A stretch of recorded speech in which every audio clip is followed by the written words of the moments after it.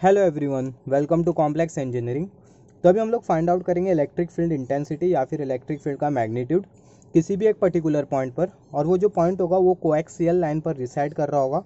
और वो जो इलेक्ट्रिक फील्ड इंटेंसिटी होगी वो किसके वजह से बनेगी? इलेक्ट्रिक डायपोल की वजह से बनेगी। तो यहाँ पर अगर हम लोग देखें electric field intensity along coaxial line of electric dipole, एक इलेक्ट्रिक डायपोल है और वो इलेक्ट्रिक डायपोल में एक कोएक्सियल लाइन है और वो कोएक्सियल लाइन पर किसी भी एक पर्टिकुलर पॉइंट पर हम लोग फाइंड आउट करने वाले इलेक्ट्रिक फील्ड इंटेंसिटी या फिर अनदर वर्ड में इलेक्ट्रिक फील्ड का मैग्नीट्यूड। तो यहाँ पर अगर हम लोग देखें एक सिंपल सा चार्ज होता है, अगर पॉजिटिव चार्ज होता है, पॉजिटिव चार्ज अगर पॉइंट ए पे रखा है और ये जो पॉजिटिव चार्ज का जो मैग्नीट्यूड है उसको हम लोग मान लेते हैं प्लस क्यू, और ये है पॉइंट बी। ये पॉइंट बी पर अगर हमें फाइंड आउट करना है इलेक्ट्रिक फील्ड की इंटेंसिटी या फिर ये इलेक्ट्रिक फील्ड का मैग्नीट्यूड, तो यहाँ पर हम लोग इजीली अप्लाई कर सकते हैं कूलम्स लॉ, और कूलम्स लॉ के हेल्प से हम लोग फाइंड आउट कर सकते हैं पर्टिकुलर पॉइंट पर इलेक्ट्रिक फील्ड की इंटेंसिटी या फिर इलेक्ट्रिक फील्ड का मैग्नीट्यूड। या फिर दूसरे वर्ड में बोलूँ, ये पर्टिकुलर पॉइंट पर हम लोग रख देंगे चार्ज, और वो जो चार्ज होगा इलेक्ट्रोस्टैटिक फोर्स एक्सपीरियंस करेगा। तो जो इलेक्ट्रोस्टैटिक फोर्स का जो मैग्नीट्यूड होगा वो हमें बता देगा पॉइंट पी पर इलेक्ट्रिक फील्ड की इंटेंसिटी कितनी या फिर इलेक्ट्रिक फील्ड का मैग्नीट्यूड कितना है। दोनों का जो मतलब होता है वो सेम होता है, और ये दोनों के बीच का जो डिस्टेंस है ए और बी के बीच का जो डिस्टेंस है वो होता है आर। तो ये तो एक सिंपल अगर चार्ज होता है, पॉजिटिव चार्ज होता है या फिर नेगेटिव चार्ज होता है, तो उसके लिए हम लोग कुछ इस तरीके से कूलम्स लॉ का यूज़ करके हम लोग फाइंड आउट कर सकते हैं पॉइंट बी पर इलेक्ट्रिक फील्ड इंटेंसिटी।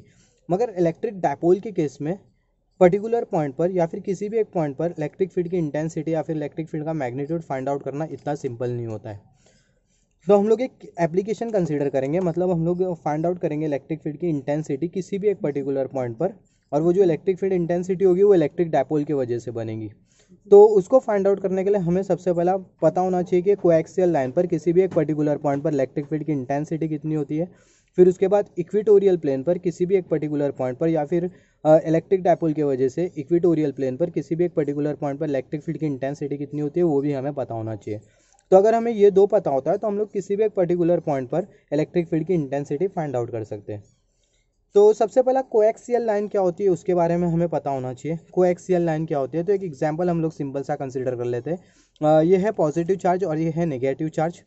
तो यहाँ पर अगर हम लोग देखें पॉजिटिव चार्ज और नेगेटिव चार्ज से अगर हम लोग देखें कुछ लाइंस पास हो रही है, ये एक लाइन है, फिर उसके बाद ये वाली एक लाइन है, ये वाली एक लाइन है, ये वाली एक लाइन है। सिमिलरली नेगेटिव चार्ज से भी एक लाइंस पास हो रही है, ये वाली लाइन है, फिर उसके बाद ये वाली लाइन है, फिर उसके बाद ये वाली है, ये वाली लाइन है। तो यहाँ पर अगर हम लोग देखें कौन सी ऐसी लाइन है जो कि दोनों चार्जेस के लिए कॉमन है, वो एक ही लाइन है जो कि ये वाली लाइन है। अगर हम लोग देखिए ये वाली जो लाइन है वो है कॉमन दोनों चार्जेस के लिए। तो जो लाइन है इसको हम लोग बोल सकते हैं कोएक्सियल लाइन या फिर हम लोग बोल सकते हैं कॉमन लाइन, जो कि दोनों चार्जेस को पेनिट्रेट करते हुए या फिर पार करते हुए पास हो रही है। तो ये कोएक्सियल लाइन पर किसी भी एक पर्टिकुलर पॉइंट में हम लोग फाइंड आउट करेंगे इलेक्ट्रिक फील्ड की इंटेंसिटी। और इलेक्ट्रिक फील्ड की इंटेंसिटी किसके वजह से बन रही है? इलेक्ट्रिक चार्ज की वजह से नहीं, इलेक्ट्रिक डायपोल की वजह से। और हमें पता है इलेक्ट्रिक डायपोल क्या होता है। तो हमने कंसीडर किया जो इलेक्ट्रिक डायपोल होता है वो कॉम्बिनेशन होता है दो चार्जेस का कॉम्बिनेशन होता है, नेगेटिव चार्ज और पॉजिटिव चार्ज। दोनों चार्जेस का जो मैग्नीट्यूड होता है वो सेम होता है, और दोनों जो चार्जेस होते हैं वो नेचर में अपोजिट होते हैं, और दोनों चार्जेस एक फाइनाइट डिस्टेंस से सेपरेटेड होते हैं, जिसको हम लोग बोलते हैं डायपोल लेंथ, और जिसको हम लोग 2a से इंडिकेट करते हैं। और ये जो सेंटर पॉइंट होता है इसको हम लोग बोलते हैं डायपोल सेंटर। तो अगर नेगेटिव चार्ज से डायपोल सेंटर के बीच का डिस्टेंस अगर a होता है और पॉजिटिव चार्ज से डायपोल सेंटर के बीच का डिस्टेंस अगर a होता है, तो दोनों चार्जेस के बीच का जो टोटल डिस्टेंस होगा वो होगा 2a, और इसको हम लोग बोलते हैं डायपोल लेंथ। तो अभी हम लोग कंसीडर कर लेते हैं कोएक्सियल लाइन। तो यहाँ पर हमने कंसीडर किया नेगेटिव चार्ज और ये है पॉजिटिव चार्ज, और ये हमने ड्रॉ करी है कोएक्सियल लाइन, और ये है कोएक्सियल लाइन का पॉइंट पी। ये पॉइंट पी पर हमें फाइंड आउट करना है इलेक्ट्रिक फील्ड की इंटेंसिटी या फिर बोल सकते हैं इलेक्ट्रिक फील्ड का मैग्नीट्यूड। तो यहाँ पर हम लोग कुछ डायमेंशंस कंसीडर कर लेते हैं। ये डायपोल सेंटर से पॉइंट पी के बीच का जो डिस्टेंस है वो है आर। पॉइंट पी और डायपोल सेंटर के बीच का जो डिस्टेंस है वो है आर। और यहाँ पर अगर हम लोग देखें, जैसे कि मैं यहाँ पर बोला था नेगेटिव चार्ज और डायपोल सेंटर के बीच का डिस्टेंस है, पॉजिटिव चार्ज और डायपोल सेंटर के बीच का जो डिस्टेंस है वो है ए। सेम यहाँ पर भी एप्लीकेबल है, नेगेटिव चार्ज और डायपोल सेंटर के बीच का डिस्टेंस है ए। सिमिलरली ये वाला भी डिस्टेंस जो है वो है ए, और जो टोटल डिस्टेंस है वो है 2a। तो यहाँ पर अगर हम लोग देखें पॉइंट पी और पॉजिटिव चार्ज के बीच का डिस्टेंस कितना होगा, अगर डायपोल सेंटर और पॉइंट पी के बीच का डिस्टेंस अगर आर होता है, और ये डायपोल सेंटर और पॉजिटिव चार्ज के बीच का डिस्टेंस अगर ए होता है, तो अगर हम लोग ये आर डिस्टेंस में से ए डिस्टेंस को अगर हम लोग सब्ट्रैक्ट कर दें तो हमें मिल जाएगा पॉजिटिव चार्ज और पॉइंट पी के बीच का डिस्टेंस, जो कि होगा आर माइनस ए। ये आपको याद रखना है, आर माइनस ए आगे हम लोग यूज़ करने वाले हैं। सिमिलरली अगर हम लोग यहाँ पर देखें नेगेटिव चार्ज और पॉइंट पी के बीच का डिस्टेंस कितना होगा, अगर हम लोग देखें नेगेटिव चार्ज और डायपोल सेंटर के बीच का डिस्टेंस अगर ए होता है और डायपोल सेंटर और पॉइंट पी के बीच का डिस्टेंस अगर आर होता है, तो यहाँ पर नेगेटिव चार्ज और पॉइंट पी के बीच का जो डिस्टेंस होगा वो होगा आर प्लस ए। ये आर के साथ अगर हम लोग ये ए को ऐड कर दे तो हमें मिल जाएगा पॉइंट पी और डायपोल सेंटर के बीच, पॉइंट पी और नेगेटिव चार्ज के बीच का डिस्टेंस। तो ये हमें पता होना चाहिए। तो मैं फिर से बोल दे रहा हूँ, पॉइंट पी और पॉजिटिव चार्ज के बीच का जो डिस्टेंस होगा वो होगा आर माइनस ए, और पॉइंट पी और नेगेटिव चार्ज के बीच का जो डिस्टेंस होगा वो होगा आर प्लस ए। तो यहाँ पर अगर हम लोग देखें जो पॉइंट पी है वो पॉजिटिव चार्ज के एकदम क्लोज में, तो पॉइंट पी के वजह से जो इलेक्ट्रिक फील्ड इंटेंसिटी बनेगी वो होगी E1, या फिर जो पॉइंट पी पर जो इलेक्ट्रिक फील्ड बनेगी पॉजिटिव चार्ज के वजह से वो होगी E1 इलेक्ट्रिक फील्ड। और ये E1 इलेक्ट्रिक फील्ड का जो मैग्नीट्यूड होगा वो ज़्यादा होगा क्योंकि जो पॉइंट पी हो पॉजिटिव चार्ज के क्लोज में। सिमिलरली नेगेटिव चार्ज के वजह से जो इलेक्ट्रिक फील्ड बनेगी वो होगी E2 इलेक्ट्रिक फील्ड, और नेगेटिव चार्ज की वजह से जो इलेक्ट्रिक फील्ड बनेगी E2 उसका जो मैग्नीट्यूड होगा वो कम होगा क्योंकि नेगेटिव चार्ज और पॉइंट पी के बीच का जो डिस्टेंस होगा वो ज़्यादा है, जिसके वजह से जो पॉइंट पी पर जो इलेक्ट्रिक फील्ड बन रही है नेगेटिव चार्ज की वजह से उसका जो मैग्नीट्यूड है वो है कम। तो यहाँ पर अगर हम लोग देखें E1 इलेक्ट्रिक फील्ड और E2 इलेक्ट्रिक फील्ड की वजह से बनेगी नेट इलेक्ट्रिक फील्ड, और वो जो नेट इलेक्ट्रिक फील्ड होगी उसका हम लोग फाइंड आउट करेंगे मैग्नीट्यूड, और उसका हम लोग डायरेक्शन भी फाइंड आउट करेंगे। यहाँ पर अगर हम लोग देखें हम लोग हमारे कॉमन सेंस से बोल सकते हैं, या फिर अगर हमारा जो वेक्टर का जो कॉन्सेप्ट अगर क्लियर है तो हम लोग यहाँ पर बोल सकते हैं कि जो नेट इलेक्ट्रिक फील्ड का जो डायरेक्शन होगा वो E1 इलेक्ट्रिक फील्ड की डायरेक्शन में होगा, या फिर हम लोग बोल सकते हैं राइट हैंड साइड की तरफ होगा। क्यों? क्योंकि अगर हम लोग देखें पॉइंट पी पर E1 इलेक्ट्रिक फील्ड का जो मैग्नीट्यूड है वो ज़्यादा है, या फिर जो पॉइंट पी पर पॉजिटिव चार्ज की वजह से जो इलेक्ट्रिक फील्ड बन रही है उसका मैग्नीट्यूड ज़्यादा, और नेगेटिव चार्ज की वजह से जो इलेक्ट्रिक फील्ड बन रही है उसका मैग्नीट्यूड कम है। तो अल्टीमेटली अगर हम लोग देखें जो नेट इलेक्ट्रिक फील्ड का जो डायरेक्शन होगा वो E1 इलेक्ट्रिक फील्ड की डायरेक्शन में होगा। तो यहाँ पर अगर हम लोग देखें जो नेट इलेक्ट्रिक फील्ड का जो डायरेक्शन होगा उसको हम लोग फाइंड आउट कर सकते हैं दोनों इलेक्ट्रिक फील्ड के वेक्टर सम से, E1 electric field plus E2 electric field, और जो नेट इलेक्ट्रिक फील्ड का जो मैग्नीट्यूड होगा उसको हम लोग फाइंड आउट कर सकते हैं E1 इलेक्ट्रिक फील्ड के मैग्नीट्यूड से और E2 इलेक्ट्रिक फील्ड के मैग्नीट्यूड से। यहाँ पर अगर हम लोग देखें जो E2 इलेक्ट्रिक फील्ड का जो मैग्नीट्यूड है वो कम है, तो यहाँ पर हमने E2 इलेक्ट्रिक फील्ड के मैग्नीट्यूड के साथ हमने नेगेटिव साइन कंसीडर किए, और E1 इलेक्ट्रिक फील्ड का मैग्नीट्यूड ज़्यादा है तो हमने पॉजिटिव साइन कंसीडर किए। तो यहाँ पर हमें सबसे पहला फाइंड आउट करना होगा E1 इलेक्ट्रिक फील्ड का मैग्नीट्यूड, E2 इलेक्ट्रिक फील्ड का मैग्नीट्यूड। हमें ये तो पता है कि E1 इलेक्ट्रिक फील्ड का मैग्नीट्यूड ज़्यादा होगा और E2 इलेक्ट्रिक फील्ड का मैग्नीट्यूड कम होगा, मगर कितना ज़्यादा होगा कितना कम होगा ये भी हमें पता होना चाहिए। तो जो E1 इलेक्ट्रिक फील्ड का जो मैग्नीट्यूड होगा वो बराबर में होगा 1/4πε0 इंटू क्यू, डिनोमिनेटर में r minus a square. r minus a square क्या है? ये पॉजिटिव चार्ज और पॉइंट पी के बीच का डिस्टेंस है। सिमिलरली जो E2 इलेक्ट्रिक फील्ड होगी उसका जो मैग्नीट्यूड होगा वो होगा 1/4πε0 इंटू क्यू, डिनोमिनेटर में r plus a square. r plus a square क्या है? नेगेटिव चार्ज और पॉइंट पी के बीच का डिस्टेंस। तो यहाँ पर जो E1 इलेक्ट्रिक फील्ड का जो मैग्नीट्यूड और जो E2 इलेक्ट्रिक फील्ड का जो मैग्नीट्यूड है उसको हम लोग पुट कर देंगे ये वाले इक्वेशन में, E1 इलेक्ट्रिक फील्ड का magnitude minus E2 electric field का मैग्नीट्यूड, जिसकी वजह से हमें मिल जाएगा नेट इलेक्ट्रिक फील्ड का मैग्नीट्यूड। फिर उसके बाद हम लोग फाइंड आउट करेंगे नेट इलेक्ट्रिक फील्ड का डायरेक्शन। तो यहाँ पर अगर हम लोग देखें जो मैंने यहाँ पर लिख के रखा हूँ, E1 electric field positive charge की वजह से बन रही है, E2 electric field negative charge की वजह से बन रही है, और ये जो E है वो है नेट इलेक्ट्रिक फील्ड। तो यहाँ पर हमें E1 इलेक्ट्रिक फील्ड और E2 इलेक्ट्रिक फील्ड का मैग्नीट्यूड पुट करना होगा। तो जब हम लोग पुट करेंगे तो हमें कुछ इस तरीके का इक्वेशन मिलेगा 1/4πε0 इंटू क्यू, डिनोमिनेटर में r minus a square a whole square, minus 1/4πε0 into q, denominator में r plus a whole square. तो यहाँ पर अगर हम लोग देखें 1/4πε0 इंटू क्यू, 1/4πε0 इंटू क्यू, ये कॉमन है तो इसको हम लोग कॉमन आउट कर लेंगे। 1/4πε0 इंटू क्यू, इसको हमने कॉमन आउट कर लिया। ब्रैकेट में हमें क्या मिलेगा? हमें मिलेगा 1 divided by r minus a whole square minus 1 divided by r plus a whole square. तो यहाँ पर अगर हम लोग देखें जो r plus a whole square होगा वो 1 के साथ मल्टीप्लाई हो जाएगा। सिमिलरली ये जो r minus a whole square होगा ये वाले 1 के साथ मल्टीप्लाई हो जाएगा, और ये जो टर्म होगा वो एज इट इज़ रहेगा जिसको हमने कॉमन आउट किया था।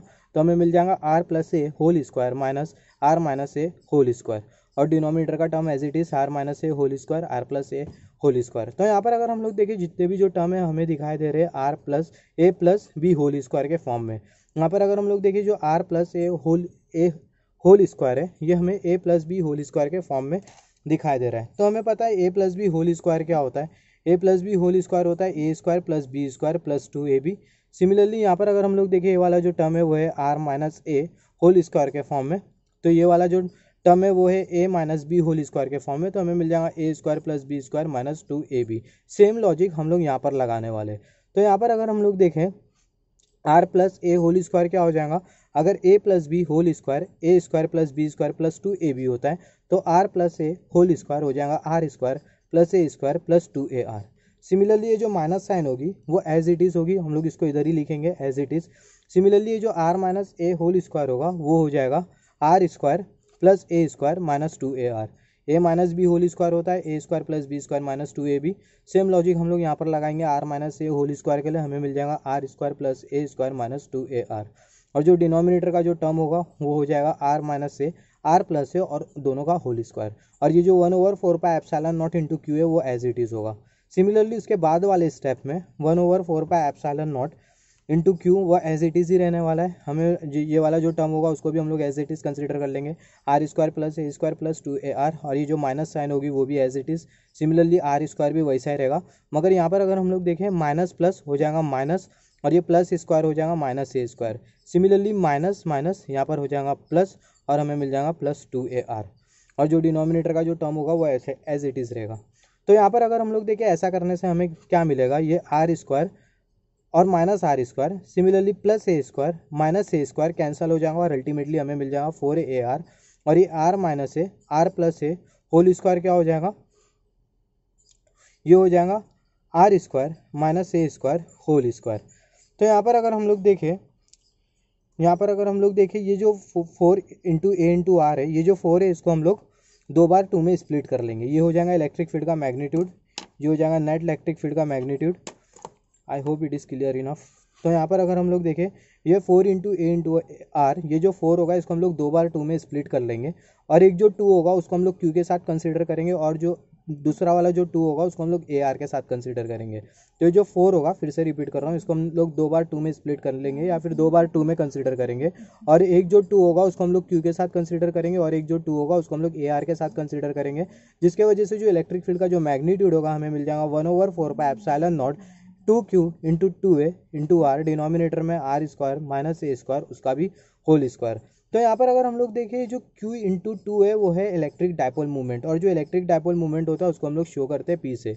इलेक्ट्रिक डायपोल मूवमेंट क्या होता है, जो इलेक्ट्रिक डायपोल मूवमेंट होता है प्रोडक्ट होता है, इलेक्ट्रिक डायपोल मूवमेंट प्रोडक्ट होता है चार्ज के मैग्नीट्यूड का और दोनों चार्जेस के बीच के डिस्टेंस का, या फिर हम लोग बोल सकते हैं डायपोल लेंथ का।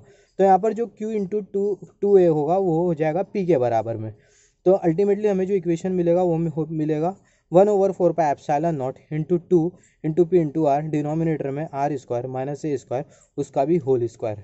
तो ये हमें मिल जाता है इलेक्ट्रिक फील्ड का मैग्नीट्यूड वो पर्टिकुलर पॉइंट पी पर। तो यहाँ पर अगर हम लोग देखें ये स्केलर फॉर्म इलेक्ट्रिक फील्ड का एट पर्टिकुलर पॉइंट पी। हमें मालूम है जो इलेक्ट्रिक फील्ड होती है वो इलेक्ट्रिक फील्ड या फिर इलेक्ट्रिक फील्ड इंटेंसिटी वो वेक्टर क्वांटिटी होती है। मैग्नीट्यूड के साथ साथ हमें कंसिडर करना होता है डायरेक्शन, तो जो डायरेक्शन होगा वो हमें इंडिकेट करेगा वेक्टर फॉर्म। तो यहाँ पर अगर हम लोग देखें ये तो हमने कंसिडर किया scalar form electric field intensity का, और ये जो स्केलर फॉर्म है वो हमें इंडिकेट कर रहा है इलेक्ट्रिक फील्ड का मैग्नीट्यूड। अभी हम लोग कंसिडर करेंगे वेक्टर फॉर्म, और जो वेक्टर फॉर्म होगा वो हमें इंडिकेट करेगा डायरेक्शन इलेक्ट्रिक फील्ड का। तो यहाँ पर अगर हम लोग देखें जो पी है, ये पी जितने भी जो टर्म है वो है स्केलर टर्म, ये जो 2 है ये जो आर है वो है न्यूमेरिकल वैल्यू, और जितने भी जो टर्म है वो स्केलर टर्म है 1/4 एप्सिलॉन नॉट और डिनोमिनेटर में r square minus a square whole square, ये सब न्यूमेरिकल टर्म है। तो यहाँ पर अगर हम लोग देखें ये जो P है वो है इलेक्ट्रिक डायपोल मूवमेंट, और जो इलेक्ट्रिक डायपोल मूवमेंट है वो वेक्टर क्वांटिटी होती है। तो अगर हम लोग ये इलेक्ट्रिक डायपोल मूवमेंट के साथ एनी हाउ अगर हम लोग वेक्टर साइन असाइन कर दे तो ये जो इलेक्ट्रिक डायपोल मूवमेंट होगा वो वेक्टर ये बन जाएगा वेक्टर में, या फिर ये electric dipole movement as a vector बन जाएगा, जिसके वजह से पूरा इलेक्ट्रिक फील्ड इंटेंसिटी का जो इक्वेशन होगा वो वेक्टर फॉर्म में बन जाएगा। और जब हम लोग वेक्टर फॉर्म कंसीडर करेंगे तो जो मॉड साइन होगी वो हम लोग हटा देंगे, तो हमें कुछ इस तरीके का इक्वेशन मिलेगा electric field as a vector 1/4 epsilon naught into 2 into electric dipole movement as a vector into r, denominator में r square minus a square whole square. ये होता है वेक्टर फॉर्म इलेक्ट्रिक फील्ड का पर्टिकुलर पॉइंट पर, और ये indicate कर रहा है डायरेक्शन इलेक्ट्रिक फील्ड का। तो यहाँ पर अगर हम लोग देखें जैसे कि मैंने आपको बोला था स्टार्टिंग में, नेट इलेक्ट्रिक फील्ड का जो डायरेक्शन होगा, नेट इलेक्ट्रिक फील्ड का जो डायरेक्शन होगा वो राइट हैंड साइड की तरफ होगा। तो जो नेट इलेक्ट्रिक फील्ड का जो डायरेक्शन होने वाला है वो राइट हैंड साइड की तरफ होने वाला है, और ये जो नेट इलेक्ट्रिक फील्ड का जो डायरेक्शन होगा वो इलेक्ट्रिक डायपोल मूवमेंट की डायरेक्शन में होता है, और जो इलेक्ट्रिक डायपोल मूवमेंट का जो डायरेक्शन होता है वो होता है नेगेटिव चार्ज से पॉजिटिव चार्ज की तरफ। और जो इलेक्ट्रिक फील्ड इंटेंसिटी का भी जो डायरेक्शन है वो भी है लेफ्ट हैंड साइड से राइट हैंड साइड की तरफ। सिमिलरली इलेक्ट्रिक डायपोल मूवमेंट का भी जो डायरेक्शन है वो है लेफ्ट हैंड साइड से राइट हैंड साइड की तरफ। अगर इलेक्ट्रिक डायपोल मूवमेंट के अपोजिट डायरेक्शन में अगर इलेक्ट्रिक फील्ड इंटेंसिटी का डायरेक्शन होता तो हम लोग क्या करते हैं, ये जो पूरा जो इक्वेशन है, ये इक्वेशन के साथ हम लोग कंसीडर कर लेते हैं नेगेटिव साइन। ये पूरा जो इक्वेशन है, ये इक्वेशन के साथ हम लोग कंसीडर कर लेते हैं नेगेटिव साइन। यहाँ पर आ जाती है नेगेटिव साइन अगर इलेक्ट्रिक फील्ड का डायरेक्शन, नेट इलेक्ट्रिक फील्ड का डायरेक्शन अगर इलेक्ट्रिक डायपोल मूवमेंट के अपोजिट डायरेक्शन में होता तो। मगर यहाँ पर ऐसा नहीं हो रहा है, तो यहाँ पर हमने कोई नेगेटिव साइन कंसीडर नहीं की है। तो मैं क्यों बोल रहा हूँ, आगे हम लोग जो एक एप्लीकेशन कंसीडर करेंगे इलेक्ट्रिक डायपोल किसी भी एक पर्टिकुलर पॉइंट पर इक्वेटोरियल प्लेन में, वहाँ पर हमें नेगेटिव साइन कंसीडर करना होगा, क्योंकि जो नेट इलेक्ट्रिक फील्ड का जो डायरेक्शन होगा वो इलेक्ट्रिक डायपोल मूवमेंट के अपोजिट डायरेक्शन में होगा। तो कुछ इस तरीके से हम लोग फाइंड आउट कर सकते हैं इलेक्ट्रिक फील्ड इंटेंसिटी किसी भी एक पर्टिकुलर पॉइंट पर, और वो जो पॉइंट होगा वो कोएक्सियल लाइन पर रिसाइड कर रहा होगा।